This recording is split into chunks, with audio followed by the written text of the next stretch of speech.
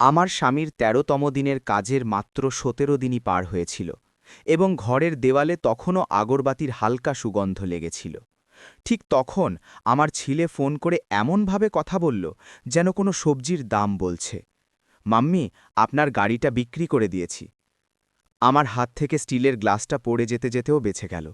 আমার মনে হলো হয়তো আমি ভুল শুনেছি। আমি ধীর স্বরে জিজ্ঞেস করলাম, কোন গাড়ি? সে হালকা হেসে বলল, ওই তো পুরনো বাবার গাড়িটা। এখন আপনাকে রোজ রোজ ক্লিনিকে যাওয়ার জন্য ট্যাক্সি বা অটো খুঁজতে হবে না, আমি সব সামলে নেব। তার গলায় কোনো দুঃখ ছিল না, শোক ছিল না, শুধু এক অদ্ভুত জয়ের সুর ছিল, যেন আমার স্বামীর চলে যাওয়ার পর সে এই ঘরের মালিক হয়ে গেছে। আমার দম আটকে এলো।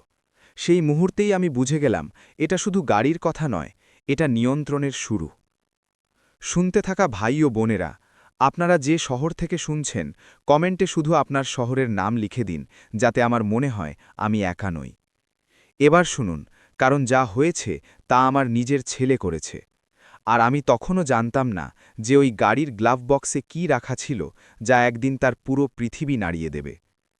আমার স্বামী রাঘব মালহোত্রা, পুরো সোসাইটির মানুষ তাকে একজন সহজ সরল মানুষ হিসেবে চিনত। খুব একটা কথা বলতেন না, কিন্তু যা বলতেন তা পালন করতেন। তার মৃত্যু হঠাৎ হয়নি, কিন্তু এমনও ছিল না যে মন তৈরি হয়ে থাকবে। অশোক ধীরে ধীরে তাকে দুর্বল করে দিয়েছিল, এবং আমি নার্সিংয়ের চাকরি করে যাচ্ছিলাম যাতে ঘর চলে, চিকিৎসা চলে আর ছেলের সম্মান বজায় থাকে। দেখো অর্ণব, কত সভ্য ঘরের ছেলে। মানুষ কি বলবে, এটাই তো আমাদের ঘরের সবচেয়ে বড় রোগ ছিল। আমার স্বামী চলে গেলেন, আর একে একে মানুষ আশা বন্ধ হয়ে গেল। সহানুভূতিও প্রায় ৭ দিনের বেশি টেকে না। কিন্তু অর্ণবের কণ্ঠস্বরে যে বদল এসেছিল তা আমাকে ভেতর পর্যন্ত বিঁধত। আমি নয়ডার একটি ছোট ডায়াগনস্টিক ক্লিনিকে সুপারভাইজার ছিলাম। সকালে তাড়াতাড়ি বেরোতাম এবং সন্ধ্যায় ফিরতাম। গাড়ি আমার জন্য শুধু সুবিধা ছিল না, আমার আশ্রয় ছিল। ওই গাড়িটি আমার স্বামীর স্মৃতিও ছিল। প্রতিবার গাড়ি স্টার্ট করার সময় তিনি বলতেন, সীমা, ধীরে ধীরে চালিও, তাড়া নেই।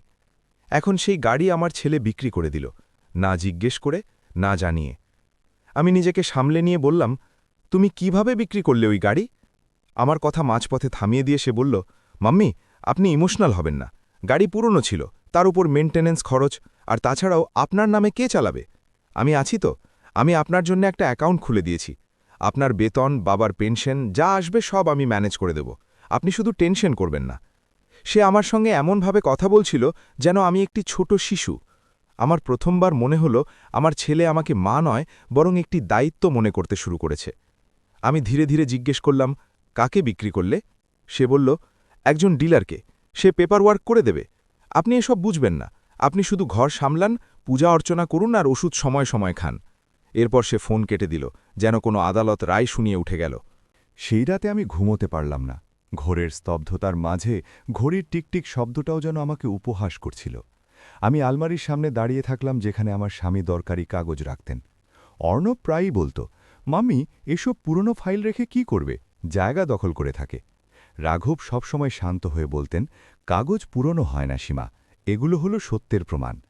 আমি চাবি খুঁজে আলমারি খুললাম। ওপরের তাকে ফাইলের স্তূপ ছিল। কিছু আমার স্বামীর মেডিকেল রিপোর্টস, কিছু বিদ্যুৎ ও জলের বিল, কিছু ইন্স্যুরেন্স। আমি গাড়ির ফাইলটা বের করলাম। ভেতরে আরসির কপি থাকার কথা ছিল, ইন্স্যুরেন্স পেপার, পলিউশন, কিন্তু সেখানে প্লাস্টিকের প্যাকেটটা খালি ছিল। আমার মন ভেঙে গেল। কেউ ওগুলো বের করে নিয়েছে, এবং কেউ মানে এই ঘরে একজনই ছিল, অর্ণব। আমি রান্নাঘরে গিয়ে জল খেলাম, আমার হাত কাঁপছিল। আমার মনে পড়ল গত সপ্তাহে অর্ণব আমাকে চা করে দিয়েছিল খুব ভালোবাসা দিয়ে। সে হঠাৎ এত মিষ্টি কেন হয়ে গিয়েছিল? আমি তখন বুঝিনি। সেই দিনই সে বলেছিল, মাম্মি, আপনি চিন্তা করবেন না, বাবার চলে যাওয়ার পর আমি সব দেখে নেব। এরপর সে আমার স্বামীর স্টাডি রুমের চাবি চেয়েছিল, কাগজ গুছিয়ে রাখার নাম করে। আমি মা হিসেবে চাবি দিয়ে দিয়েছিলাম। সেই দিন আমি ভাবিনি যে আমার ছেলে গুছিয়ে রাখার নামে আমার পৃথিবী থেকে কাগজ সরিয়ে নিচ্ছে। সকালে আমি ক্লিনিকে গেলাম না, সরাসরি সোসাইটির গার্ডের কাছে গেলাম। কাল রাতে কোনো ডিলার এসেছিল? গার্ড আমাকে দেখে বলল, ম্যাডাম, কাল দুপুরে একজন লোক এসেছিল গাড়ি দেখতে, আপনার ছেলে সাথে ছিল, আমি এন্ট্রি করে দিয়েছিলাম। আমার গলা শুকিয়ে এলো। অর্থাৎ এসব আমার চোখের সামনেই হলো, আর আমি খবরও পেলাম না।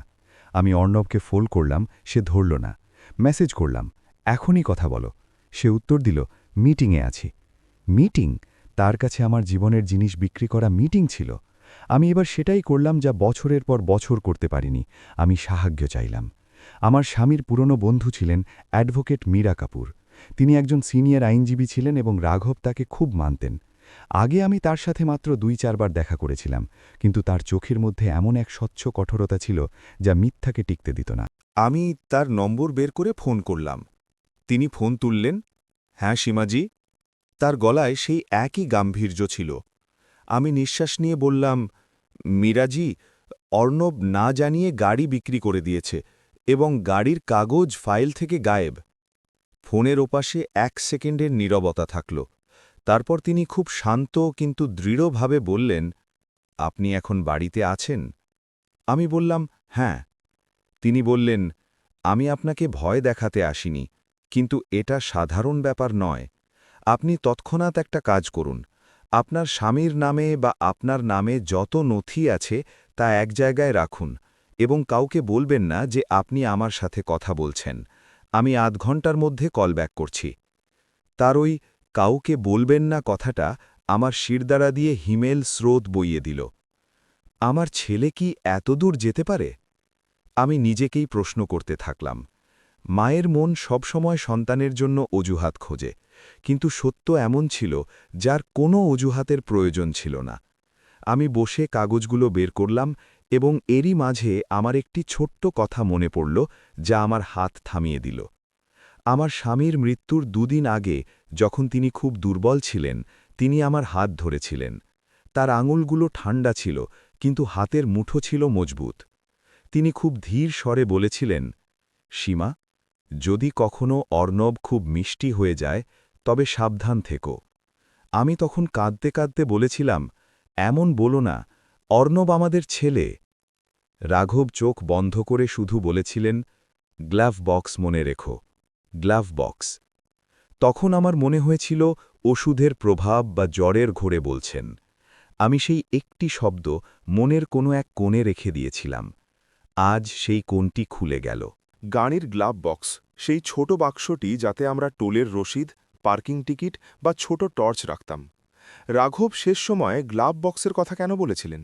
আর অর্ণব গাড়ি বিক্রি করে দিল এত তাড়াতাড়ি কেন? মীরাজি ৮ ঘন্টা পর ফোন করলেন। তিনি বললেন, সীমাজি, আমি আরটিওর পরিচিত একজনের সাথে কথা বলে দেখছি, কিন্তু আগে একটা কথা বলুন, গাড়ি কার নামে রেজিস্টার্ড ছিল? আমি বললাম, আমার নামে। রাঘবই আমার নামে করিয়ে দিয়েছিলেন। বলতেন, সীমা তোমার নামে থাকবে, তোমার সাহারা হবে। মীরাজির গলায় সঙ্গে সঙ্গে কঠোরতা বাড়ল। তাহলে আপনার স্বাক্ষর বা আপনার উপস্থিতি ছাড়া বৈধভাবে ট্রান্সফার হতে পারে না। যদি হয়ে থাকে তবে হয় জালিয়াতি হয়েছে অথবা অন্য কিছু যাতে আপনার ছেলে জড়িত। আমার কানে জালিয়াতি শব্দটা হাতুড়ির মতো লাগল। মা হওয়া সত্ত্বেও আমার ভেতরে কিছু একটা জেগে উঠল। রাগ নয়, বরং এক স্পষ্ট সতর্কতা। এখন যদি আমি চুপ থাকি তবে শুধু গাড়ি নয়, আমার পুরো জীবনটাই বিক্রি হয়ে যাবে। আমি ভয়ে ভয়ে বললাম, মীরাজি, ও আমার ছেলে। তিনি খুব ধীরে কিন্তু শক্তভাবে বললেন, আর আপনি ওর মা। মা হওয়া মানে চোখ বন্ধ করা নয়, মা হওয়া মানে সঠিক সময়ে সঠিক বাধা দেওয়া। তার এই কথাটা আমার বুকে কোথাও গেঁথে গেল। তিনি আরও বললেন, আপনি এক কাজ করুন, আজ সন্ধ্যা পর্যন্ত কোনো কাগজ অর্ণবকে দেবেন না। যদি সে চায় তবে বলবেন আপনি খুঁজছেন। আর সবচেয়ে জরুরি, ব্যাংকে কোনো কিছু নেই তো, কোনো লকার বা জয়েন্ট অ্যাকাউন্ট? আমি চমকে গেলাম। Bank locker? আমি বললাম, রাঘবের নামে একটা লকার ছিল, কিন্তু চাবি কোথায় আমি জানি না। তিনি সবসময় বলতেন সব গুছিয়ে রাখা আছে। মীরাজি বললেন, ঠিক আছে, আমরা লকারের দিকেও নজর দেব, কিন্তু আগে গাড়ি। আপনি আমাকে গাড়ির নম্বর পাঠান। আরসির কোনো কপি আছে কি? আমি বললাম, আরসির কপি গায়েব, কিন্তু আমার গাড়ির নম্বর মনে আছে। আমি নম্বর পাঠিয়ে দিলাম। সন্ধ্যা হওয়ার আগেই অর্ণব বাড়ি এলো। তার চলন বলনের মধ্যে এক কৃত্রিম চিন্তা ছিল, যেন সে আগে থেকেই রিহার্সাল করে এসেছে। মাম্মি, আজ ক্লিনিকে যাননি? আমি বললাম, না, শরীর ভালো ছিল না। সে আমার মুখের দিকে তাকালো, তারপর তাড়াতাড়ি নজর ঘুরিয়ে নিল, যেন সে পরীক্ষা করছে যে আমি কিছু জেনে গেছি কিনা। এরপর সে সেই মিষ্টি স্বরে বলল, মাম্মি, আপনি কেন বিরক্ত হচ্ছেন? গাড়ির প্রতি আপনার কি এমন টান? আমি আপনার জন্য ড্রাইভার রেখে দেব, ওলা উবার করে দেব। শুধু আপনি আমাকে কিছু ফাইল দিয়ে দিন। বাবার যে পুরনো ফাইলগুলো আছে, ট্যাক্সের লোকটা বলছে। ট্যাক্সের লোক? এখন আবার ট্যাক্সের লোকও এলো? আমি নিঃশ্বাস চেপে বললাম, ফাইল তো... সে তৎক্ষণাৎ বলল, মামি তাড়াতাড়ি করুন, লোকে কি বলবে যে বাবার পর ঘরের জিনিসপত্র সব ছড়িয়ে ছিটিয়ে আছে? সেই পুরনো অস্ত্র, লোকে কি বলবে। আমি প্রথমবার তার চোখের দিকে সরাসরি তাকিয়ে বললাম, লোকে তো কালও বলবে অর্ণবার পরশুও। তুমি আগে আমাকে এটা বলো যে গাড়ি কাকে বিক্রি করলে। তার চেহারার রং এক মুহূর্তের জন্য বদলে গেল। তারপর সে হাসার চেষ্টা করে বলল, মামি আপনি কেন জিজ্ঞেস করছেন? সব আমি সামলে নিয়েছি, আপনি বুঝবেন না। আমি খুব শান্ত হয়ে বললাম, আমি বুঝব, কারণ ওই গাড়ি আমার নামে ছিল এবং তার কাগজ আমার ফাইল থেকে গায়েব, এটা তোমার জানা উচিত। এটা শুনতেই তার ঘাড়ের রগগুলো ফুলে উঠল। সে জোর করে একটা হাসি ফুটিয়ে তুলল। আপনি ওই ফাইলগুলো দেখেছেন? মামি আপনি নিজেকে স্ট্রেস দেবেন না, আমি আপনাকে পরে সব দেখিয়ে দেব। এরপর সে টেবিলের উপর হাত রেখে একটু সামনে ঝুঁকে ধীর স্বরে বলল, তাছাড়া বাবার স্টাডি রুমের দ্বিতীয় চাবিটা কোথায়? ওই দ্বিতীয় চাবির প্রশ্নে লোভ ছিল আর ভয়ও ছিল, যেন সে এমন কিছু চাইছে যা এখনও পায়নি। আমি বুঝতে পারছিলাম সে শুধু গাড়ির পেছনে নয়, অন্য কিছুর পেছনেও ছুটছে। গ্লাভ বক্স, লকার, চাবি সবই একই সুতোয় গাঁথা ছিল। রাতে আমি আমার ঘরে বসে থাকলাম। অর্ণব বাইরে হলে ফোনে কথা বলছিল। তার গলা নিচু ছিল, কিন্তু কিছু শব্দ আমার কানে এলো। হ্যাঁ, পেপার তো পাওয়া গেছে, শুধু একটা জিনিস বাকি, গ্লাভ। এরপর সে হঠাৎ গলার স্বর আরও নিচু করে দিল। আমার শরীরে যেন বিদ্যুৎ খেলে গেল। সে গ্লাভ বলেছে, অর্থাৎ গ্লাভ বক্স। সে কি ওই জিনিসটাই খুঁজছে? রাঘব কি সত্যি কিছু লুকিয়েছিলেন, আর আমার ছেলে কি তা পাওয়ার জন্য আমাকে ধীরে ধীরে নিঃস্ব করে দিচ্ছে? আমি মীরাজিকে মেসেজ করলাম। ও গ্লাভ বলেছে, আমার ভয় লাগছে। কয়েক মিনিটের মধ্যেই তার উত্তর এলো, ভয় পাবেন না, সতর্ক থাকুন। কাল সকাল 10টায় আরটিওটিকে কনফার্মেশন পেয়ে যাব, আর যদি দরকার পড়ে তবে আমরা গাড়িটি আটকে দেব। আমি মোবাইলের স্ক্রিন বন্ধ করলাম। ঘরে অন্ধকার ছিল, কিন্তু আমার ভেতরে প্রথমবার এক আলো ছিল, সত্যের আলো। আমি কাঁদছিলাম না, কিন্তু চোখে সেই তেজ ছিল যা তখন আসে যখন মানুষ কোনো সিদ্ধান্ত নিয়ে নেয়। আর নয়। সকাল ঠিক 9:43 মীরাজিয়ের কল এলো। তার গলা ছিল জোরালো ও স্পষ্ট। সীমাজি মন দিয়ে শুনুন, গাড়ির ট্রান্সফার কালই দেখানো হয়েছে, আর ক্রেতার নাম কোনো ডিলারের নয়। এটি কোনো এক ব্যক্তির নাম এবং ঠিকানা আপনার সোসাইটির কাছেই। আমার মাথা ঘুরে গেল। আমার সোসাইটির কাছে? মীরাজি বললেন, হ্যাঁ, মানে গাড়ি দূরে যায়নি। আর আসল কথা হলো, ট্রান্সফারের জন্য যে স্বাক্ষর ব্যবহার করা হয়েছে তা আপনার সইয়ের মতো করার চেষ্টা করা হয়েছে। আমার হাত থেকে ফোন প্রায় পড়েই যাচ্ছিল। আমার ভেতরের মা আর মানুষের লড়াই শেষ হয়ে গেল। এখন শুধু একজন মানুষ বাকি ছিল, যার বিচার চাই। মীরাজি বললেন, আমি এখন কোনো রিকভারি টিম নয়, বরং একটি লিগ্যাল নোটিশ তৈরি করছি। কিন্তু তার আগে আমাদের গাড়িটি সশরীরে খুঁজে বের করতে হবে। যদি তা আপনার সোসাইটির আশেপাশে থাকে তবে আজই গ্লাভ বক্স দেখতে হবে। আমি ফিসফিস করে বললাম, গ্লাভ বক্সে কি আছে মীরাজি? তিনি এক মুহূর্ত থেমে বললেন, আমি জানি না, কিন্তু আপনার স্বামী যদি শেষ সময়ে গ্লাভ বক্সের কথা বলে থাকেন তবে সেখানে শুধু টোলের রসিদ থাকবে না সীমাজি, সেখানে এমন কিছু থাকবে যা আপনার ছেলের আসল উদ্দেশ্য দেখিয়ে দেবে। ঠিক সেই মুহূর্তে বাইরে হলে অর্ণবের গলা পাওয়া গেল, মাম্মি নিচে আসুন, একজন লোক এসেছে, বলছে গাড়ির ব্যাপারে কথা বলতে চায়। আমি দরজা খুললাম। আমার বুক ধরফর করছিল। সিঁড়ি দিয়ে নিচে নামার সময় আমার মনে হল যেন প্রতিটা পদক্ষেপের সাথে আমার পুরনো বিশ্বাস ভেঙে যাচ্ছে। নিচে লবিতে একজন লোক দাঁড়িয়েছিল। সাধারণ পোশাক, কিন্তু চোখ খুব তীক্ষ্ণ। সে আমাকে দেখেই বলল, আপনি কি সীমা মালহোত্রাজি? ম্যাডাম, আপনার গাড়িটা এখন বেসমেন্টের কাছে দাঁড়িয়ে আছে, কিন্তু গ্লাভ বক্সের তালাটা ভাঙা। আমার নিঃশ্বাস আটকে গেল। আমি এক মুহূর্তেই মীরাজিয়ের কথা মনে করলাম। সেখানে শুধু টোরের রসিদ থাকবে না। আমি বেসমেন্টের দিকে দৌড়লাম, এবং যখন দূর থেকে আমার গাড়িটি দেখলাম তখন উইন্ডশিল্ডের ভেতর কিছু একটা ঝিকমিক করে উঠল, যেন কেউ তাড়াহুড়ো করে কোনো কিছু লুকিয়েছে। আমি দরজা খুলতে যাব, ঠিক তখন পেছন থেকে অর্ণবের কণ্ঠস্বর ফিসফিসানির মতো আমার কানে এলো, মাম্মি গ্লাভ বক্স খুলবেন না।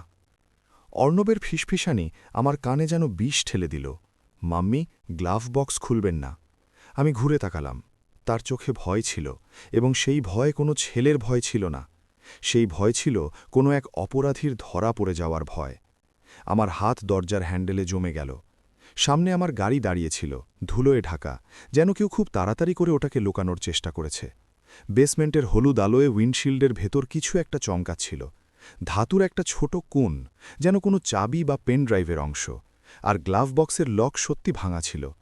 আমি আমার ভেতরের কাঁপতে থাকা মাকে একপাশে সরিয়ে রাখলাম এবং নিজের ভেতরের সেই নারীকে সামনে নিয়ে এলাম যে বছরের পর বছর সব সামলেছে, স্বামীর চিকিৎসা, ঘরের সম্মান, ছেলের ভবিষ্যৎ। আমি ধীরে ধীরে বললাম, তুমি আমাকে বাধা দিচ্ছ কেন অর্ণব? সে চোখ ঘোরালো, যেন আশেপাশে কেউ শুনতে না পায়। তারপর বলল, মাম্মি, ওগুলো শুধু পুরনো কাগজ। আপনি বিব্রত হবেন। আমি সব পরিষ্কার করে দিয়েছি। চলুন, উপরে চলুন। পরিষ্কার করে দিয়েছি। আমি শব্দটা ধরে ফেললাম। মানে, গ্লাভ বক্সে কিছু ছিল আর তুমি তা বের করে নিয়েছ। তার গলায় যেন কিছু আটকে গেল। সে বিরক্ত হয়ে বলল, আপনি এসব বুঝবেন না। এরপর সে আমার কবজি ধরল হালকা জোর করে, যেন আমি শিশু, সেই কবজি যা দিয়ে একসময় তার জ্বরের কপালে হাত রেখেছিলাম। আমার প্রথমবার তার এই ধরা দেখে রাগ হল না, লজ্জা হল। আমি কথা না বলে ধীরেই নিজের কবজি ছাড়িয়ে নিলাম। হাত দেবে না, আমি খুব শান্ত গলায় বললাম। শান্ত গলা অনেক সময় সবচেয়ে জোরে চড় মারার মতো কাজ করে। লবিতে আসা সেই অচেনা লোকটি ইতস্তত করে বলল, ম্যাডাম, আমি সোসাইটির ইলেকট্রিশিয়ানকে চিনি। কাল রাতে এই গাড়ি এখানে ছিল না। সকাল সকাল কেউ পার্ক করে গেছে। তারপর একটু পরেই দুটো ছেলে এলো, গ্লাভ বক্সের কাছে ঝুঁকে পড়ল আর তারপর তাড়াতাড়ি চলে গেল। আমি বুঝে গেলাম, অর্ণব একা নয়। হয়তো সে কাউকে পাঠিয়েছে অথবা সে নিজে কারো সাথে মিলে এই কাজ করছে। আমার ভেতরটা দুমড়ে মুচড়ে গেল। আমি ফোন বের করে মিরাজির নম্বর লাগালাম। প্রথম রিংয়েই তিনি ধরে নিলেন, যেন আগে থেকেই আন্দাজ করেছিলেন। আমি দ্রুত নিঃশ্বাসে বললাম, মিরাজি, গাড়ি বেসমেন্টে আছে, গ্লাভ বক্সের লক ভাঙা আর অর্ণব আমাকে খুলতে বাধা দিচ্ছে। ওপাশ থেকে তার গলা একদম আদেশের মতো শোনা গেল, সীমাজি, আপনি গাড়ির ভেতর কোনো কিছু না ছুঁয়ে ভিডিও করুন। নম্বর প্লেট, ভেতরের অবস্থা, গ্লাভ বক্সের লক, সব। আর অর্ণবকে বুঝতে দেবেন না যে আপনি রেকর্ড করছেন। আমি ফোন হাতের তালুতে লুকিয়ে ভিডিও শুরু করলাম। আমার আঙুল কাঁপছিল, কিন্তু আমি কাজটা করে যাচ্ছিলাম। আমি প্রথমবার নিজের ঘরেই প্রমাণ সংগ্রহ করছিলাম। অর্ণব আমার ফোন দেখতে পেয়েই তার গলার স্বর চড়ে গেল, মাম্মি, আপনি কি করছেন? লোকেদের দেখাবেন? সোসাইটিতে তামাশা করবেন? সেই একই কথা, তামাশা, ইজ্জত।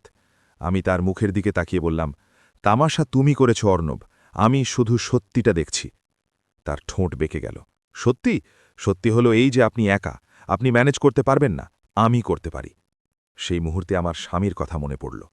যদি কখনো অর্ণব খুব মিষ্টি হয়ে যায়। আর আজ সে মিষ্টি ছিল না, আজ সে আসল চেহারাই ছিল। আমি গাড়ির চাবি বের করলাম। আমার কাছে এখনও অতিরিক্ত চাবিটা ছিল, যা রাঘব আলাদা করে রেখেছিলেন, এবং আমি তা সবসময় পার্সের গোপন পকেটে রাখতাম। আমি জানতাম না যে ওই অভ্যাস একদিন আমার রক্ষা কবচ হবে। আমি দরজা খুললাম। ভেতরের সিটে ধুলো ছিল, কিন্তু বড় কোনো ভাঙচুর চোখে পড়ল না। গ্লাভ বক্সের নিচের প্যানেলে হালকা ঘষার দাগ ছিল, যেন কেউ তাড়াতাড়ি স্ক্রুড্রাইভার ঢুকিয়েছে। আমি নিচু হলাম। আমার নজর সেই ঝিকমিক করা জিনিসের ওপর পড়ল। ওটা সত্যিই একটা ছোট চাবি ছিল, কালো রাবারের কভার দেওয়া, যার ওপর একটা নম্বর খোদাই করা ছিল। আমি ওটা তক্ষুনি তুললাম না, আগে ভিডিওতে পরিষ্কার শট নিলাম। তারপর ধীরে ধীরে ওটা হাতের তালুতে রাখলাম। ঠান্ডা ছিল, ভারী ছিল। এমন চাবি ঘরের আলমারির হয় না।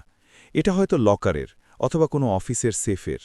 আমার গলায় শুকনো একটা দলা পাকিয়ে এলো। এটা কি? আমি অর্ণবকে জিজ্ঞেস করলাম। সে এক নিঃশ্বাসে বলল, কিছু না, বাবার হবে হয়তো পুরনো, ছাড়ুন সব। সে ছাড়ুন এমনভাবে বলল যেন সে চায় আমি সব ভুলে যাই, কিন্তু আমার ভুলে যাওয়ার দিন শেষ হয়ে গিয়েছিল। আমি গ্লাভ বক্সের ভাঙা লকের দিকে তাকালাম।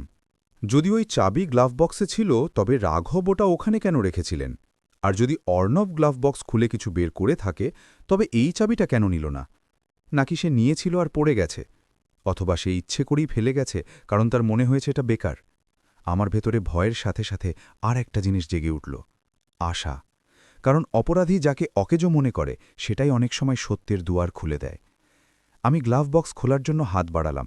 অর্ণব আবার গলার স্বর নিচু করে বলল, খুলবেন না মাম্মি? এবার তার গলায় যেন কাকুতি মিনতি ছিল। আমি থামলাম। আমি তার দিকে তাকালাম। কেন? সে কোনো মতে ঢোক গিলে বলল, কারণ তাতে বাবার জিনিস আছে, আপনি কেঁদে ফেলবেন। এই মিথ্যেটা এত হালকা ছিল যে বাতাসে উড়ে যায়। আমি বললাম, আমি কাঁদছি না অর্ণব, আমি শিখছি। এরপর আমি গ্লাভ বক্সের ঢাকনা ধীরে ধীরে নিচে নামালাম। ভেতরে কাগজের ছোট একটা স্তূপ ছিল, পুরনো পার্কিং স্লিপ, একটা টর্চ, একটা ছেঁড়া মাস্ক, কিন্তু মাঝখানে একটা খয়েরি রঙের খাম ছিল যাতে কোনো নাম লেখা ছিল না, শুধু একটা ছোট স্টিকার লাগানো ছিল সিলের মতো, আর তার উপরে পেন দিয়ে লেখা ছিল শুধু সীমার জন্য। আমার হার্টবিট এত বেড়ে গেল যে মনে হলো অর্ণবতা শুনতে পাবে। অর্ণব এক পা এগিয়ে এলো। মাম্মি, ওটা। আমি সঙ্গে সঙ্গে খামটা তুললাম না, আগে তার ছবি তুললাম। মিরাজি বলেছিলেন প্রমাণ, প্রমাণ। আমি খামটা ওখানেই রাখলাম, গ্লাভ বক্স বন্ধ করলাম এবং খুব শান্ত হয়ে বললাম, ওপরে চলো এখনই। অর্ণব স্বস্তির নিঃশ্বাস ফেলল, যেন সে জিতে গেছে। কিন্তু সে জানত না যে আমি গ্লাভ বক্স বন্ধ করে পালাচ্ছি না, আমি শুধু সঠিক জায়গা, সঠিক সাক্ষী আর সঠিক সময় বেছে নিচ্ছি। আমরা লিফটে করে উপরে এলাম। ঘরে ঢুকেই অর্ণব গলার স্বর বদলে নিল, মিষ্টি আর ক্লান্ত, যেন সে নিজেই ভুক্তভোগী। মাম্মি, আপনি আমার কথা বুঝতে পারছেন না কেন? আমি আপনার জন্যই করছি। আমি বললাম, ঠিক আছে, বসো। আমি তাকে সোফায় বসালাম আর নিজে সামনের চেয়ারে। প্রথমবার আমাদের মধ্যে দূরত্ব তৈরি হয়েছিল, শারীরিক নয়, মানসিক। সে আমার দিকে তাকাচ্ছিল যেন আমি অন্য কোনো নারী। আমি খুব সরাসরি প্রশ্ন করলাম, তুমি আমার নামে স্বাক্ষর কিভাবে করলে? তার মুখে বিদ্যুতের মতো এক ঝিলিক খেলে গেল। তারপর সে নিজেকে সামলে নিল। কোন স্বাক্ষর? আমি বললাম, আরটিওতে ট্রান্সফার দেখাচ্ছে, আর সইটা আমার মতো করার চেষ্টা করা হয়েছে। এবার তার অভিনয় ভেঙে পড়তে শুরু করল। সে চেঁচিয়ে উঠল, মাম্মি, আপনি কার সাথে কথা বলছেন? কে আপনাকে উস্কে দিচ্ছে? আমি বললাম, এটা উস্কানি নয়, এটা সত্য। তার ঠোঁট শক্ত হয়ে গেল। আপনার মনে হয় আমি অপরাধী? আমি বললাম, আমার মনে হয় তুমি ভয় পাচ্ছ। এটা শুনে সে উঠে দাঁড়াল। আমি ভয় পাচ্ছি না। আপনি একা থাকতে পারবেন না, আপনাকে সামলানোর মতো কেউ চাই। বাবা চলে গেছেন, এখন। সে বাক্যটা শেষ করল না, কিন্তু তার অর্থ পরিষ্কার ছিল। এখন আমার মালিক সে। আমি শান্ত হয়ে বললাম, মালিক, আমি কোনো জমিও নই অর্ণব। তার মুখ লাল হয়ে গেল। সে নিচু ও কঠোর স্বরে বলল, ঠিক আছে, যদি আপনার আমার সাহায্যের দরকার না হয় তবে পরে বলবেন না যে আপনাকে সামলানোর লোক নেই। এরপর সে স্টাডি রুমের দিকে ঘুরল। আমার ভেতরে অ্যালার্ম বেজে উঠল। সে আবার চাবি খুঁজতে যাচ্ছে। আমি সঙ্গে সঙ্গে বললাম, থামো। সে থামল আর ফিরে তাকাল। কি? আমি বললাম, তোমাকে স্টাডি রুমে যাওয়ার দরকার নেই। সে ব্যঙ্গ করে বলল, কেন? এখন ওটাও কি আপনার রাজ্য? আমি তার দিকে তাকিয়ে বললাম, হ্যাঁ, আমার স্বামীর ঘর ছিল, আর এখন আমারই মুখ থেকে এই শব্দগুলো বেরোল আর আমার নিজের ওপর বিশ্বাস হতে শুরু করল। ঠিক সেই সময়ে আমার ফোনে মিরাজির মেসেজ এলো, এখনই খাম আর চাবিটা সুরক্ষিত রাখুন এবং আজ বিকেল ৫টার সময় আমার চেম্বারে চলে আসুন। একা নয়, কোনো একজন বিশ্বস্ত প্রতিবেশী বা আত্মীয়ের সাথে আসবেন, কিন্তু ছেলেকে জানাবেন না। আমি স্ক্রিন বন্ধ করে দিলাম। আমার ভেতরে ভয় ছিল ঠিকই, কিন্তু একটা দিশাও ছিল। অর্ণব চুপচাপ ঘরে ঘুরে বেড়াচ্ছিল। ওর নজর বারবার আমার পার্সের ওপর গিয়ে টিকছিল, আবার সরে যাচ্ছিল। ও কিছু একটা ভাবছিল, আর তারপর ও সেই চালটাই চালল যা সবচেয়ে বেশি আঘাত করে, আবেগীয় ব্ল্যাকমেইল। মাম্মি, আপনি এত কঠোর কিভাবে হয়ে গেলেন? বাবা চলে গেছেন, আর আপনি আমাকেই সন্দেহের নজরে দেখছেন। লোকে কি বলবে, যে মা ছেলে একে অপরের সাথে ঝগড়া করছে? আমি ধীরে ধীরে বললাম, লোকে তাই বলবে যাতে তারা আনন্দ পায়। আমি এখন আর তাদের কথা মতো বাঁচব না। আমার স্বরে না রাগ ছিল, না ঘৃণা, শুধু একটা সীমা ছিল, আর সীমাই হল আসল শান্তি। সন্ধ্যা হয়ে এলো। আমি বাহানা দিলাম যে আমাকে ক্লিনিকে যেতে হবে। অর্ণব বলল, আমি দিয়ে আসব? আমি বললাম, না, আমি অটো করে চলে যাব। সে অবাক হয়ে তাকিয়ে রইল, কারণ সে চেয়েছিল আমি যেন ওর সাথেই যাই, যাতে সে আমার প্রতিটা পদক্ষেপের ওপর নজর রাখতে পারে। আমি তাড়াতাড়ি আমার পার্সে খামটা না রেখে শুধু চাবিটা রাখলাম, আর খামটাকে একটা পুরনো টিফিন ব্যাগের ভেতরে কাপড়ের মাঝে লুকিয়ে ফেললাম। এরপর মিরাজির কথা মতো পাশের বাড়ি সবিতা আন্টিকে সাথে আসতে বললাম। সবিতা আন্টি আমার চোখ দেখেই কোনো প্রশ্ন না করে বললেন, চল মা, আমি আছি। আমরা মিরাজির চেম্বারে পৌঁছলাম। তিনি একজন অভিজ্ঞ আইনজীবী ছিলেন। ওনার চেম্বারে অনেক বই ছিল, ভগবানের একটা ছোট ছবি ছিল, আর একটা সাধারণ চেয়ার ছিল যেখানে সত্যের জায়গা। তিনি আমাকে বসালেন, জল দিলেন, তারপর খুব স্পষ্টভাবে বললেন, এখন আপনি যা যা বলবেন তা কাগজে লেখা হবে। আর যদি আপনার ছেলে ভুল করে থাকে তবে তাকে পরিণাম ভোগ করতে হবে, কিন্তু আমরা ওকে শেষ করে দেব না, আমরা ওকে সঠিক রাস্তায় আনব, আইন আর সীমার মাধ্যমে। উনার কথায় আমি কিছুটা স্বস্তি পেলাম। এটা কোনো প্রতিশোধ ছিল না, এটা ছিল সংশোধন। আমি চাবিটা ওনার সামনে রাখলাম। তিনি ওটা দেখলেন এবং নম্বরটা নোট করে নিলেন। এরপর আমি খামটা বের করলাম। আমার আঙুলগুলো কাঁপছিল। মিরাজি বললেন, খুলুন। আমি ধীরে ধীরে সিলটা ভাঙলাম। ভেতরে একটা ছোট পেনড্রাইভ আর একটা ভাঁজ করা কাগজ ছিল। কাগজে রাঘবের হাতের লেখা ছিল। আমার চোখ ভিজে এলো, কিন্তু আমি কাঁদলাম না। আমি পড়তে লাগলাম, সীমা, যদি তুমি এটা পড়ছ, তার মানে আমি যে ভয়টা পেয়েছিলাম তা সত্যি হয়ে গেছে। অর্ণবকে আমি ভালোবাসি, কিন্তু আমি ওর লোভকেও চিনি। এই পেনড্রাইভের ভেতরে কিছু নথিপত্র আছে, সম্পত্তির কাগজ নয়, প্রমাণ আছে। এমন সব প্রমাণ যা দেখাবে যে অর্ণব কবে কবে কি করেছে আর কার সাথে মিলে করেছে। আমার হাত ঠান্ডা হয়ে এলো। মিরাজি আমার দিকে তাকালেন। এটা কিসের ব্যাপারে? আমি ফিসফিস করে বললাম, আমার স্বামী জানতেন যে অর্ণব কিছু ভুল করবে। মিরাজি পেনড্রাইভটা ওনার ল্যাপটপে লাগালেন না। তিনি সঙ্গে সঙ্গে বললেন, আগে ফরেন্সিক ব্যাকআপ হবে, আমরা এটা এভাবে খুলব না, চেইন অফ কাস্টাডি জরুরি। ওনার এই কথা শুনে আমার মনে হলো আমি একদম সঠিক মানুষের কাছে এসেছি। তিনি ওনার জুনিয়রকে ডাকলেন, সিল করা কভার তৈরি করালেন আর পেনড্রাইভটাকে প্রমাণের মতো প্যাক করালেন। এরপর তিনি বললেন, এখন এই চাবিটা কার হতে পারে? আমি বললাম, হয়তো লকারের।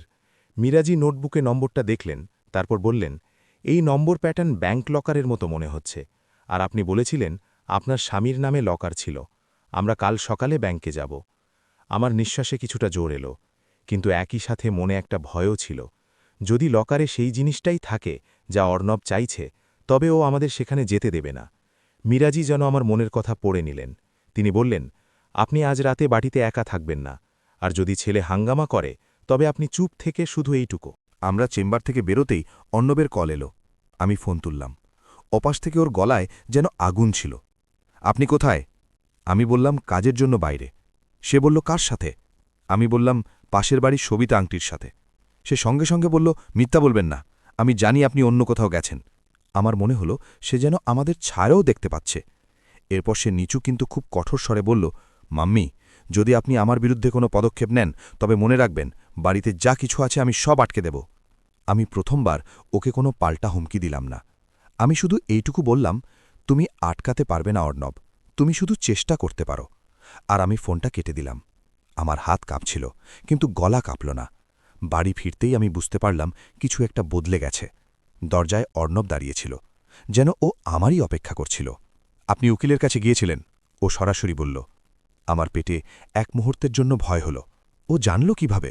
ও কি কাউকে লাগিয়ে রেখেছে? ও কি আমার পিছু নিয়েছিল? সবিতা আন্টি সঙ্গে সঙ্গে বললেন, হ্যাঁ, গিয়েছিলাম। কেন? মায়ের পরামর্শ নেওয়ার অধিকার নেই? অর্ণব সবিতা আন্টির দিকে তাকিয়ে রইল, তারপর আমার দিকে এগিয়ে এলো। মাম্মি, আপনি আমার সাথে এমনটা করলেন? আমি বললাম, আমি আমার নিজের সাথেই এমনটা করলাম। আমি নিজেকে বাঁচালাম। সে জ্বলে উঠল, আপনাকে বাঁচানোর লোক আমি আছি। আমি খুব ধীর স্বরে বললাম, না অর্ণব, এখন থেকে আমি নিজেই নিজেকে বাঁচাব। সেই রাতে আমি আমার ঘরে বসলাম, আর প্রথমবার আমার মনে হলো আমার নিঃশ্বাস আমারই। কিন্তু ঘুম তাও এলো না, কারণ আমি জানতাম অর্ণব এখন আর নরম থাকবে না। সে এবার তার আসল চেহারাটা আরও স্পষ্টভাবে দেখাবে। আর সত্যি, রাত প্রায় 2টার সময় আমি হালকা একটা শব্দ শুনতে পেলাম। স্টাডি রুমের দরজার কাছে খটখট শব্দ, যেন কেউ চাবি ঘোরাচ্ছে। আমি ধীরে ধীরে উঠলাম আর দরজার দিকে গেলাম। বাইরের করিডরে অন্ধকার ছিল, কিন্তু স্টাডি রুমের দরজার নিচের ফাঁক দিয়ে আলোর একটা সরু রেখা দেখা যাচ্ছিল। তার মানে কেউ ভেতরে আছে। আমার বুক ধরফর করতে লাগল। আমি চুপচাপ আমার ফোনের ক্যামেরা অন করলাম, রেকর্ডিং শুরু করলাম, আর এক পা এগিয়ে গেলাম। ভেতর থেকে অর্ণবের গলা পাওয়া গেল, খুব নিচু স্বরে কারো সাথে কথা বলছে। হ্যাঁ, লকারে চাবি পাওয়া যাচ্ছে না, পেনড্রাইভটাও পাওয়া যায়নি। তাড়াতাড়ি কর, সকাল হওয়ার আগে চাই, নয়তো সে। এরপর ওপাশে অন্য একজনের নিচু গলা শোনা গেল, যা আমি চিনতে পারলাম না। আর তখনই স্টাডি রুমের ভেতরে ধাড়াম করে কিছু একটা পড়ল, যেন কোনো আলমারি খুলে গেছে। আমি এক নিঃশ্বাসে বুঝে গেলাম অর্ণব একা নয়, ও রাতে কাউকে ঘরের ভেতরে নিয়ে এসেছে। আর এটা শুধু চুরি নয়, এটা আমার স্বামীর সেই শেষ সতর্কবার্তার সত্য। আমি হাত বাড়িয়ে স্টাডি রুমের দরজাটা ধাক্কা দিতেই যাচ্ছিলাম, তখনই পেছন থেকে আমার ঘরের জানালার কাছে কেউ খটখট করল। একটা ছোট পাথর, আর তারপর একটা ফিসফিসানি। সীমাজি, দরজা খুলবেন না, ওরা আপনাকে দেখে ফেলবে। আমি ঘুরে তাকালাম। জানলার বাইরে অন্ধকারে কারো ছায়া দেখা যাচ্ছিল। আমার নিঃশ্বাস বন্ধ হয়ে এলো। কে এই লোক যে আমাকে বাঁচাতে চাইছে? আর কে এই লোক যে আমারই বাড়িতে আমার বিরুদ্ধে প্রমাণ মুছে দিচ্ছে? আমি তার নম্বর বের করে ফোন করলাম। তিনি ফোন তুললেন। হ্যাঁ সীমাজি। তার গলায় সেই একই গাম্ভীর্য ছিল। আমি নিঃশ্বাস নিয়ে বললাম, মীরাজি, অর্ণব না জানিয়ে গাড়ি বিক্রি করে দিয়েছে এবং গাড়ির কাগজ ফাইল থেকে গায়েব। ফোনের ওপাশে 1 সেকেন্ডের নীরবতা থাকল। তারপর তিনি খুব শান্ত কিন্তু দৃঢ়ভাবে বললেন, আপনি এখন বাড়িতে আছেন? আমি বললাম, হ্যাঁ। তিনি বললেন, আমি আপনাকে ভয় দেখাতে আসিনি, কিন্তু এটা সাধারণ ব্যাপার নয়। আপনি তৎক্ষণাৎ একটা কাজ করুন। আপনার স্বামীর নামে বা আপনার নামে যত নথি আছে তা এক জায়গায় রাখুন এবং কাউকে বলবেন না যে আপনি আমার সাথে কথা বলছেন। আমি 8 ঘন্টার মধ্যে কল ব্যাক করছি। তার ওই কাউকে বলবেন না কথাটা আমার শিরদাঁড়া দিয়ে হিমেল স্রোত বইয়ে দিল। আমার ছেলে কি এতদূর যেতে পারে? আমি নিজেকেই প্রশ্ন করতে থাকলাম। মায়ের মন সবসময় সন্তানের জন্য অজুহাত খোঁজে, কিন্তু সত্য এমন ছিল যার কোনো অজুহাতের প্রয়োজন ছিল না। আমি বসে কাগজগুলো বের করলাম এবং এরই মাঝে আমার একটি ছোট্ট কথা মনে পড়ল যা আমার হাত থামিয়ে দিল। আমার স্বামীর মৃত্যুর 2 দিন আগে যখন তিনি খুব দুর্বল ছিলেন, তিনি আমার হাত ধরেছিলেন। তার আঙুলগুলো ঠান্ডা ছিল, কিন্তু হাতের মুঠো ছিল মজবুত। তিনি খুব ধীর স্বরে বলেছিলেন, সীমা, যদি কখনো অর্ণব খুব মিষ্টি হয়ে যায় তবে সাবধান থেকো। আমি তখন কাঁদতে কাঁদতে বলেছিলাম, এমন বলো না, অর্ণব আমাদের ছেলে। রাঘব চোখ বন্ধ করে শুধু বলেছিলেন, গ্লাভ বক্স মনে রেখো, গ্লাভ বক্স। তখন আমার মনে হয়েছিল ওষুধের প্রভাব বা জ্বরের ঘোরে বলছেন। আমি সেই একটি শব্দ মনের কোনো এক কোণে রেখে দিয়েছিলাম। আজ সেই কোণটি খুলে গেল। আমি অশোককে বললাম, তুমি এখন নিচে যাও, গার্ডকে বলো যেন আমার ফ্লোরে চলে আসে, আর পুলিশকেও কল করো, কিন্তু আওয়াজ না করে। অশোক মাথা নাড়ল। ঠিক আছে ম্যাডাম। ও সঙ্গে সঙ্গে ছায়ার মতো সিঁড়ির দিকে গায়েব হয়ে গেল। আমি ঘরের দরজা ভেতর থেকে লক করলাম না। আমি চাইছিলাম অর্ণব যদি বাইরে বেরোয় তবে যেন ও দেখে যে আমি পালিয়ে যাচ্ছি না, আমি ওর সামনেই দাঁড়িয়ে আছি। আমি ফোন বের করলাম আর মীরাজিকে কল করলাম। রাত হয়েছিল, কিন্তু তিনি প্রথম রিংয়েই ফোন তুলে নিলেন, যেন তিনিও ঘুমাননি। আমি ফিসফিস করে বললাম, মীরাজি, স্টাডি রুমে অর্ণব কার সাথে যেন আছে, ও ফাইলগুলো বের করছে। অশোক নামের একটা লোক তা দেখেছে, আর এখন গার্ড ডাকতে গেছে। মীরাজির গলা তৎক্ষণাৎ কঠোর হয়ে গেল। সীমাজি, আপনি দরজা খুলবেন না, আপনি নিজের সামনে যাবেন না, শুধু রেকর্ডিং চালু রাখুন। যদি গার্ড আসে তো ভালো, আমি এক্ষুনি 112 নম্বরে কল করছি আর আপনাকে একটা লিখিত অভিযোগের ড্রাফট হোয়াটসঅ্যাপ করে দিচ্ছি। আপনি শুধু সুরক্ষিত থাকুন। আমার আঙুল কাঁপছিল, কিন্তু আমি ক্যামেরা অন করে রেকর্ডিং শুরু করলাম। আমি দরজার কাছে গিয়ে দাঁড়ালাম যাতে বাইরের পায়ের শব্দ রেকর্ড হয়। ভেতরে স্টাডি রুম থেকে আবার একটা ধড়াম করে শব্দ এলো, যেন কোনো ভারী বাক্স পড়েছে। আর তখনই স্টাডি রুমের দরজা খুলল। আমার সামনে অর্ণব দাঁড়িয়েছিল। আমি চমকে গেলাম। Bank locker! আমি বললাম, রাঘবের নামে একটা লকার ছিল, কিন্তু চাবি কোথায় আমি জানি না। তিনি সবসময় বলতেন সব গুছিয়ে রাখা আছে। মীরাজি বললেন, ঠিক আছে, আমরা লকারের দিকেও নজর দেব, কিন্তু আগে গাড়ি। আপনি আমাকে গাড়ির নম্বর পাঠান। আরসির কোনো কপি আছে কি? আমি বললাম, আরসির কপি গায়েব, কিন্তু আমার গাড়ির নম্বর মনে আছে। আমি নম্বর পাঠিয়ে দিলাম। সন্ধ্যা হওয়ার আগেই অর্ণব বাড়ি এলো। তার চলন বলনের মধ্যে এক কৃত্রিম চিন্তা ছিল, যেন সে আগে থেকেই রিহার্সাল করে এসেছে। মাম্মি, আজ ক্লিনিকে যাননি? আমি বললাম, না, শরীর ভালো ছিল না। সে আমার মুখের দিকে তাকালো, তারপর তাড়াতাড়ি নজর ঘুরিয়ে নিল, যেন সে পরীক্ষা করছে যে আমি কিছু জেনে গেছি কিনা। এরপর সে সেই মিষ্টি স্বরে বলল, মাম্মি, আপনি কেন বিরক্ত হচ্ছেন? গাড়ির প্রতি আপনার কি এমন টান? আমি আপনার জন্য ড্রাইভার রেখে দেব, ওলা উবার করে দেব। শুধু আপনি আমাকে কিছু ফাইল দিয়ে দিন। বাবার যে পুরনো ফাইলগুলো আছে, ট্যাক্সের লোকটা বলছে। ট্যাক্সের লোক? এখন আবার ট্যাক্সের লোকও এলো? আমি নিঃশ্বাস চেপে বললাম, ফাইল তো... সে তৎক্ষণাৎ বলল, মামি তাড়াতাড়ি করুন, লোকে কি বলবে যে বাবার পর ঘরের জিনিসপত্র সব ছড়িয়ে ছিটিয়ে আছে? সেই পুরনো অস্ত্র, লোকে কি বলবে। পুলিশ এলো। 2 জন কনস্টেবল আর 1 জন হেড কনস্টেবল। তারা প্রথমে আমার কথা শুনলেন, তারপর অর্ণবের। অর্ণব সেই নাটক শুরু করল, ইনি আমার মা, আবেগপ্রবণ হয়ে গেছেন, ভুল বোঝাবুঝি হয়েছে। আমি কোনো নাটক না করে সরাসরি বললাম, আমার গাড়ি আমার নামে ছিল, আমার স্বাক্ষর জাল করা হয়েছে, আমার স্বামীর ফাইল থেকে কাগজ উধাও, রাতে কোনো এন্ট্রি ছাড়াই এই লোকটাকে ঘরে পাওয়া গেছে, আর আমার ছেড়ে আমাকে বারবার বাধা দিচ্ছিল যাতে আমি গ্লাভ বক্স না খুলি। হেড কনস্টেবল অর্ণবের দিকে তাকালেন, তারপর ওই লোকটার দিকে। আপনার আইডি? সে ঘাবড়ে গিয়ে পকেট থেকে একটা কার্ড বের করল। পুলিশ দেখে বলল, এ তো লোকাল প্রপার্টি ব্রোকার। আমার কপালে ঘাম জমে গেল। Property broker? আমার ছেলে কার সাথে কিসের চুক্তি করছিল? মিরাজি আমাকে হোয়াটসঅ্যাপে অভিযোগের ড্রাফট পাঠিয়েছিলেন। আমি সেটা পুলিশকে দেখালাম। পুলিশ বলল, ম্যাডাম, আপনি সকালে থানায় এসে লিখিত অভিযোগ দিয়ে যান, এখন আমরা এদের নিচে নিয়ে যাচ্ছি, আর আপনি আপনার সিসিটিভি ফুটেজ আর এই রেকর্ডিং সামলে রাখুন। আমি মাথা নাড়লাম, আমার হাত কাঁপছিল, কিন্তু এবার আমি ভেঙে পড়ছিলাম না। অর্ণবকে যখন পুলিশ নিচে নিয়ে যাচ্ছিল তখন সে আমার দিকে তাকালো। ওর চোখে এখন আর রাগ ছিল না, শুধু একটা ভেঙে যাওয়া জেদ ছিল। আপনি সব শেষ করে দিলেন, ও বলল। আমি কোনো উত্তর দিলাম না, কারণ আমি জানতাম এটা শেষ নয়, এটা শুরু, সঠিক শুরু। পরের দিন সকালে আমি মিরাজির সাথে ব্যাংকে গেলাম। যে ব্রাঞ্চে রাঘবের লকার ছিল সেখানে কেওয়াইসির লম্বা প্রক্রিয়া ছিল। Form, signature verification, nominee details, death সার্টিফিকেটের কপি আর ব্যাংকের ভেরিফিকেশন কল। মিরাজি সব ঠিক করে দিলেন। তিনি আমাকে বোঝালেন, সীমাজি, লকার খোলা কোনো আবেগের কাজ নয়, এটা একটা আইনি কাজ। আমরা প্রতিটা পদক্ষেপের রেকর্ড রাখব। ব্যাংক ম্যানেজার আমাকে সম্মানের সাথে দেখলেন। হয়তো প্রথমবার আমার মনে হল সমাজে এমন কিছু মানুষ আছে যারা বিধবাকে দুর্বল মনে করে না, শুধু নিয়ম দেখে। লকার রুমে পৌঁছতেই আমার ভেতরে স্বামীর স্মৃতির পাহাড় জমে উঠল। লোহার দেওয়াল, ছোট ছোট নম্বর, ঠান্ডা হাওয়া। আমি সেই চাবিটাই বের করলাম যা গ্লাভ বক্সে পাওয়া গিয়েছিল। নম্বর মিলে গেল। আমার গলা বুঝে এলো। মিরাজি নিচু স্বরে বললেন, খুলুন। আমি লকার খুললাম।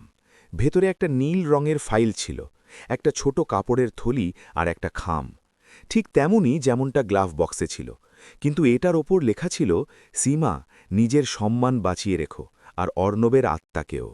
আমার হাত থরথর করে কাঁপছিল। কাপড়ের থলিটা খুললাম, তাতে কোনো সাধারণ সোনার আংটি নয়, বরং একটা ছোট ইউএসবি ড্রাইভ আর কিছু স্ট্যাম্প পেপার ছিল। মিরাজি সঙ্গে সঙ্গে বললেন, এগুলো আমরা সরাসরি ল্যাব ফরেন্সিক রুটে পাঠাবো। নীল ফাইলে কি ছিল? ওটা কোনো সম্পত্তির ফাইল ছিল না, যেমনটা সিনেমায় হয়। ওটা ছিল প্রমাণের ফাইল। তাতে প্রপার্টি লিস্টিং ফর্মের ফটোকপি, একটা ব্রোকার এগ্রিমেন্ট আর সবার ওপরে একটা হাতে লেখা নোট, রাঘবের হাতের লেখায়। সীমা, অর্ণব আমার চিকিৎসার সময় অনেকবার আমাকে প্রপার্টি বিক্রি করার জন্য বলেছিল। আমি জানতাম ও চাপের মুখে আছে, স্টেটাস, লাইফস্টাইল আর লোকে কি বলবে। আমি ওকে বুঝিয়েছিলাম, কিন্তু ও শোনেনি। যদি তুমি এটা পড়ছ, তবে ও তোমার নামে থাকা জিনিসও না জিজ্ঞেস করে বিক্রি করা শুরু করে দিয়েছে। আমি এই লকারে সেই সব রেখেছি যা তোমাকে সত্যিটা দেখাবে, কিন্তু মনে রেখো, ওকে শেষ করা নয়, ওকে আটকাতে হবে। আমি চোখ বন্ধ করলাম। আমার স্বামী আমাকে প্রতিশোধ নিতে শেখাননি, তিনি আমাকে সীমা শিখিয়েছিলেন, বাউন্ডারি। যেন কেউ তাড়াহুড়ো করে কোনো কিছু লুকিয়েছে। আমি দরজা খুলতে যাব, ঠিক তখন পেছন থেকে অর্ণবের কণ্ঠস্বর ফিসফিসানির মতো আমার কানে এলো, মাম্মি, গ্লাভ বক্স খুলবেন না। অর্ণবের ফিসফিসানি আমার কানে যেন বিষ ঠেলে দিল। মাম্মি, গ্লাভ বক্স খুলবেন না। আমি ঘুরে তাকালাম। তার চোখে ভয় ছিল, এবং সেই ভয় কোনো ছেলের ভয় ছিল না। সেই ভয় ছিল কোনো এক অপরাধীর ধরা পড়ে যাওয়ার ভয়। আমার হাত দরজার হ্যান্ডেলে জমে গেল। সামনে আমার গাড়ি দাঁড়িয়েছিল, ধুলোয় ঢাকা, যেন কেউ খুব তাড়াতাড়ি করে ওটাকে লুকানোর চেষ্টা করেছে। বেসমেন্টের হলুদ আলোয় উইন্ডশিল্ডের ভেতর কিছু একটা চমকাচ্ছিল। ধাতুর একটা ছোট কোণ, যেন কোনো চাবি বা পেন ড্রাইভের অংশ, আর গ্লাভ বক্সের লক সত্যি ভাঙা ছিল। আমি আমার ভেতরের কাঁপতে থাকা মাকে একপাশে সরিয়ে রাখলাম এবং নিজের ভেতরের সেই নারীকে সামনে নিয়ে এলাম যে বছরের পর বছর সব সামলেছে, স্বামীর চিকিৎসা, ঘরের সম্মান, ছেলের ভবিষ্যৎ। আমি ধীরে ধীরে বললাম, তুমি আমাকে বাধা দিচ্ছ কেন অর্ণব? সে চোখ ঘোরালো, যেন আশেপাশে কেউ শুনতে না পায়। তারপর বলল, মাম্মি, ওগুলো শুধু পুরনো কাগজ, আপনি বিব্রত হবেন। আমি সব পরিষ্কার করে দিয়েছি, চলুন উপরে চলুন। পরিষ্কার করে দিয়েছি। আমি শব্দটা ধরে ফেললাম। মানে গ্লাভ বক্সে কিছু ছিল আর তুমি তা বের করে নিয়েছ। তার গলায় যেন কিছু আটকে গেল। সে বিরক্ত হয়ে বলল, আপনি এসব বুঝবেন না। এরপর সে আমার কবজি ধরল হালকা জোর করে, যেন আমি শিশু, সেই কবজি যা দিয়ে একসময় তার জ্বরের কপালে হাত রেখেছিলাম। আমার প্রথমবার তার এই ধরা দেখে রাগ হল না, লজ্জা হল। আমি কথা না বলে ধীরেই নিজের কবজি ছাড়িয়ে নিলাম। হাত দেবে না, আমি খুব শান্ত গলায় বললাম। শান্ত গলা অনেক সময় সবচেয়ে জোরে চড় মারার মতো কাজ করে। লবিতে আসা সেই অচেনা লোকটি ইতস্তত করে বলল, ম্যাডাম, আমি সোসাইটির ইলেকট্রিশিয়ানকে চিনি। কাল রাতে এই গাড়ি এখানে ছিল না। সকাল সকাল কেউ পার্ক করে গেছে। তারপর একটু পরেই দুটো ছেলে এলো, গ্লাভ বক্সের কাছে ঝুঁকে পড়ল আর তারপর তাড়াতাড়ি চলে গেল। আমি বুঝে গেলাম, অর্ণব একা নয়। হয়তো সে কাউকে পাঠিয়েছে অথবা সে নিজে কারো সাথে মিলে এই কাজ করছে। আমার ভেতরটা দুমড়ে মুচড়ে গেল। আমি ফোন বের করে মিরাজির নম্বর লাগালাম। প্রথম রিংয়েই তিনি ধরে নিলেন, যেন আগে থেকেই আন্দাজ করেছিলেন। আমি দ্রুত নিঃশ্বাসে বললাম, মিরাজি, গাড়ি বেসমেন্টে আছে, গ্লাভ বক্সের লক ভাঙা আর অর্ণব আমাকে খুলতে বাধা দিচ্ছে। ওপাশ থেকে তার গলা একদম আদেশের মতো শোনা গেল, সীমাজি, আপনি গাড়ির ভেতর কোনো কিছু না ছুঁয়ে ভিডিও করুন। নম্বর প্লেট, ভেতরের অবস্থা, গ্লাভ বক্সের লক, সব। আর অর্ণবকে বুঝতে দেবেন না যে আপনি রেকর্ড করছেন। আমি ফোন হাতের তালুতে লুকিয়ে ভিডিও শুরু করলাম। আমার আঙুল কাঁপছিল, কিন্তু আমি কাজটা করে যাচ্ছিলাম। আমি প্রথমবার নিজের ঘরেই প্রমাণ সংগ্রহ করছিলাম। অর্ণব আমার ফোন দেখতে পেয়েই তার গলার স্বর চড়ে গেল, মাম্মি, আপনি কি করছেন? লোকেদের দেখাবেন? সোসাইটিতে তামাশা করবেন? সেই একই কথা, তামাশা, ইজ্জত। আমি তার মুখের দিকে তাকিয়ে বললাম, তামাশা তুমি করেছ অর্ণব, আমি শুধু সত্যিটা দেখছি। তার ঠোঁট বেঁকে গেল। সত্যি? সত্যি হলো এই যে আপনি একা, আপনি ম্যানেজ করতে পারবেন না, আমি করতে পারি। সেই মুহূর্তে আমার স্বামীর কথা মনে পড়ল। যদি কখনো অর্ণব খুব মিষ্টি হয়ে যায়। আর আজ সে মিষ্টি ছিল না, আজ সে আসল চেহারাই ছিল। থাকাকে সবচেয়ে বড় শাস্তি মনে করা হয়, কিন্তু আমার জন্য এটা শাস্তি ছিল না, এটা ছিল সুরক্ষা, এটা ছিল সীমা। সে খুব ধীর স্বরে বলল, মাম্মি, আমাকে ক্ষমা করে দেবে? আমি কিছু মুহূর্ত চুপ থাকলাম।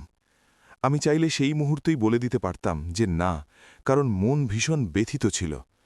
কিন্তু আমার ভেতরে আর একটা আওয়াজ ছিল, তিক্ততা আঁকড়ে ধরে জীবন চলে না। আমি বললাম, আমি তোমাকে ক্ষমা করব, কিন্তু ক্ষমার মানে এই নয় যে সব আগের মতো হয়ে যাবে। ক্ষমার মানে হল আমি আমার মনে কোনো ঘৃণা পুষব না। কিন্তু সীমাই থাকবে। ওর কাঁধ ঢিলে হয়ে গেল। সে প্রথমবার সত্যি কথা বলার চেষ্টা করল। আমি বাবার চিকিৎসার সময়ও চাপ দিয়েছিলাম। আমার মনে হয়েছিল বাড়ি বিক্রি করে দিলে সব সহজ হবে, আমার ইএমআই, আমার ইমেজ। ও ভেঙে পড়ল। বাবা আমাকে বুঝিয়েছিলেন, কিন্তু ওর গলা ধরে এলো। আমি মনে মনে রাঘবকে ধন্যবাদ জানালাম। তিনি আমাদের ছেলেকে ভালোবাসতেন, কিন্তু অন্ধ ভালোবাসা বাসতেন না। তিনি সত্যের মুখোমুখি হওয়ার প্রস্তুতি করিয়ে রেখে গিয়েছিলেন। পরের সপ্তাহগুলোতে সবকিছু ধীরে ধীরে সঠিক দিকে এগোল। ব্রোকারের ওপর কেস মজবুত হল, কারণ এন্ট্রি রেজিস্টার আর আমার রেকর্ডিং ছিল। আরটিও জালিয়াতির তদন্ত এগোল। মিরাজি গাড়ি ট্রান্সফারকে আইনিভাবে আটকে দিলেন। যে ব্যক্তির নামে গাড়িটি গিয়েছিল সে সামনে এলো। সেও ব্রোকারের লোক ছিল, নামটা শুধু কাজের জন্য ব্যবহার করা হয়েছিল। গাড়ি আবার আমার নামে ফিরে এলো, আর যা খরচ হয়েছিল তার পুনরুদ্ধারের প্রক্রিয়া চলল। এসব কোনো সিনেমার মতো ছিল না, এগুলো ছিল ধীর গতির, আসল আইনি আর সত্যের কাজ। আর এটাই হলো আসল বিচার। অর্ণব কাউন্সিলরের সাথে দেখা করা শুরু করল। প্রথমে সে বাধ্য হয়েই গিয়েছিল, তারপর ধীরে ধীরে ও বুঝতে পারল যে লোকে কি বলবে এই দাসত্ব আসলে মানুষকে ভেতর থেকে ফাঁপা করে দেয়। ও একদিন আমাকে বলল, মাম্মি, আমার মনে হয়েছিল টাকা দিয়ে সম্মান পাওয়া যায়, কিন্তু সম্মান তো আপনার শান্তভাবে দাঁড়িয়ে থাকাতেই পাওয়া যায়। আমি ওর দিকে তাকালাম, আর প্রথমবার আমার মনে ওর জন্যে আবার সেই মায়ের মমতা জেগে উঠল। কিন্তু এখন সেই মমতা আর অন্ধ ছিল না। আমি নিজের জন্যেও একটা সিদ্ধান্ত নিলাম। আমি ক্লিনিকে চাকরির সাথে সাথে ছোট একটা স্কিল কোর্স জয়েন করলাম। Finance basics, digital banking safety, nominee update. যে বিষয়গুলো আগে রাঘব সামলাতেন, এখন আমি সেগুলো শিখছিলাম। মিরাজি বলেছিলেন, জ্ঞানই হলো আসল সুরক্ষা। আর সত্যি, যখন আমি শিখতাম তখন আমার ভয় কমত। এক সন্ধ্যায় অর্ণব আমার সামনে সেই কথাটা বলল যার জন্য আমি অপেক্ষা করছিলাম।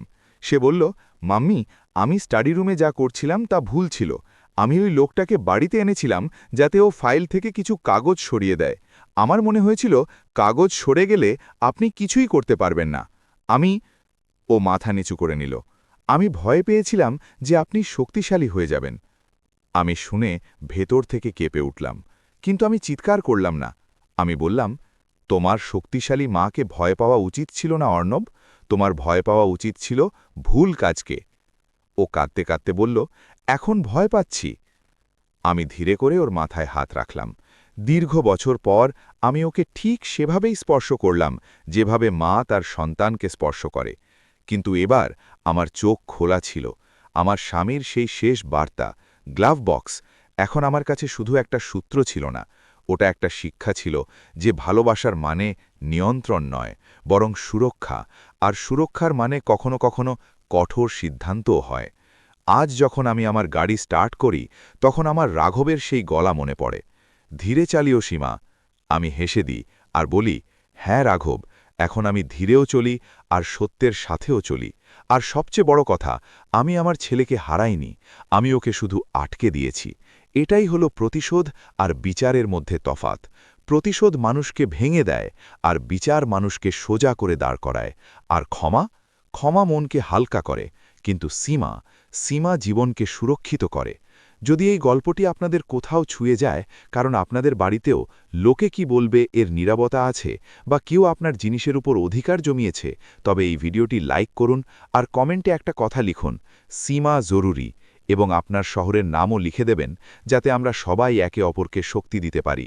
চ্যানেলটি সাবস্ক্রাইব করে নিন, কারণ এই রকমই সত্য শিক্ষা দেওয়ার মতো গল্প আমরা ভবিষ্যতেও আনতে থাকব, যেখানে প্রতিশোধ নয়, বরং বিচার, বোধ আর সঠিক সীমার জয় হয়।